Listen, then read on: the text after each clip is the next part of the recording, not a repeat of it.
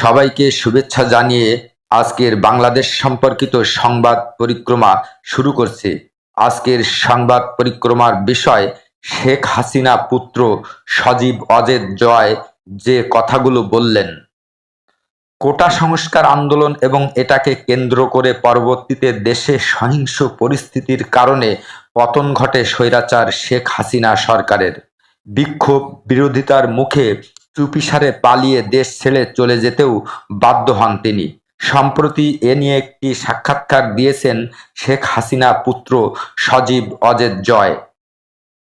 তাকে প্রথম প্রশ্ন করা হয়েছিল কেন শেখ হাসিনা দেশ ছাড়লেন। সজীব অজেদ জয় বলেন, যারা সে সময় রাস্তায় ছিলেন তারা শুধু আন্দোলনকারী ছিলেন না, তারা শেখ হাসিনাকে হত্যা করতে চেয়েছিলেন।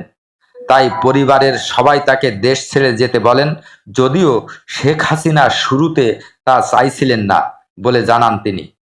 শেখ হাসিনার দেশত্যাগের ফলে আওয়ামী লীগের নেতাকর্মীরা ঝুঁকির মুখে পড়ে গেল কিনা এমন প্রশ্নের জবাবে জয় বলেন, ঝুঁকির মুখে পড়ে গিয়েছিল আগেই। হামলা নির্যাতন চলছিল আগে থেকেই। মন্ত্রীদের বাসা জ্বালিয়ে দেওয়া হয়েছে, নেতাকর্মীদের বাসায় আগুন দেওয়া হয়েছে, অনেকের হত্যা করা হয়েছে, বঙ্গবন্ধু মিউজিয়াম পর্যন্ত জ্বালিয়ে দেওয়া হয়েছে। এর জন্য আওয়ামী লীগ দায়ী নয় বলেও মন্তব্য করেন তিনি। অনেক সিনিয়র নেতাই শেখ হাসিনার দেশত্যাগের বিষয়টি জানতেন না। এ কথার সত্যতা জানতে চাওয়া হলে জয় বলেন, একদিন আগে সিদ্ধান্ত হয়। শেখ হাসিনা চেয়েছিলেন সংবিধান অনুযায়ী ক্ষমতা হস্তান্তর করতে, কিন্তু যখন সবাই গণভবনের দিকে যাওয়া শুরু করলো তখন পরিবারের সদস্যরাই তাকে বলেন আর সময় নেই। একদিন আগেই কেন বলা হলো না, এমন প্রশ্নের উত্তরে জয় বলেন, পরের দিন তার ঘোষণার প্রস্তুতি ছিল। রাজনীতিতে আসবেন কিনা এমন প্রশ্নের জবাবে জয় সরাসরি বলেন, না, ইচ্ছে নেই। আরো বলেন, মা শেখ হাসিনা বাদে আমরা সবাই দেশের বাইরে সেটেলড, অর্থাৎ স্থায়ী বসবাসকারী। এখানে বাস করতে অভ্যস্ত হয়ে গেছি। এত বছর দেশের জন্য অনেক কিছু করেছি, ডিজিটাল বাংলাদেশ গড়েছি। এত কিছু করার পরেও দেশের মানুষ যদি আমাদের সাথে এমন আচরণ করে তাহলে আমার আর কিছু বলার বা করার নেই। তাহলে আওয়ামী লীগের দায়িত্বে কে থাকবে এমন প্রশ্নের উত্তরে জয় বলেন, এটা এখন আর আমাদের পরিবারের দায়িত্ব না। ভবিষ্যতে যদি নির্বাচন হয় তাহলে আওয়ামী লীগের নেতাকর্মীরা অংশ নিতে পারবে কিনা তা নিয়ে সংশয় প্রকাশ করে তিনি বলেন, এমন পরিস্থিতিতে আমি নেতাকর্মীদের মাঠে নামতে বলতে পারি না। এখন তাদের যান বাঁচানোই হচ্ছে আমার প্রধান দায়িত্ব। এক্ষেত্রে কি ধরনের পদক্ষেপ নেওয়া হচ্ছে এমন প্রশ্নের জবাবে জয় এক বাক্যে বলেন, আমরা চেষ্টা করছি। পরে বলেন, আওয়ামী লীগ মরে যায়নি। আওয়ামী লীগ বাংলাদেশের সবচেয়ে পুরনো রাজনৈতিক দল। এখনো নিরপেক্ষ নির্বাচন হলে আওয়ামী লীগ ভোটে জয়লাভ করবে বলে দাবি করেন তিনি।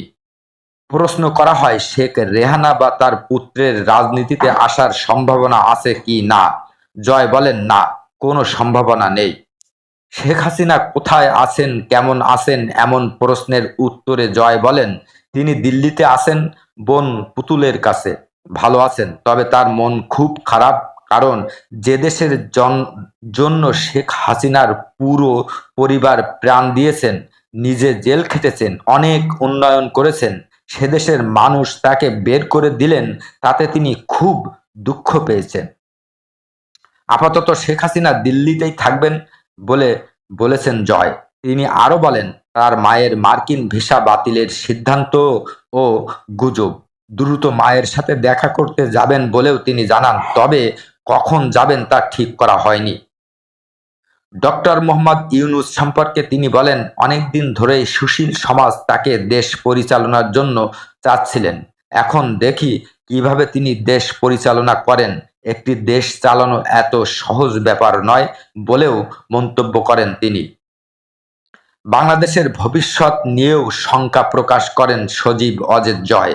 বলেন, যেভাবে লুটপাট চলছে তাতে মনে হচ্ছে দেশ সিরিয়া বা পাকিস্তান হয়ে যাবে। দৃঢ় কণ্ঠে তিনি আরো বলেন, খুব শিগগিরই দেশের মানুষ বলবে শেখ হাসিনার আমলে আমরা ভালো ছিলাম। আজকের সংবাদ পরিক্রমা এখানেই শেষ করছি।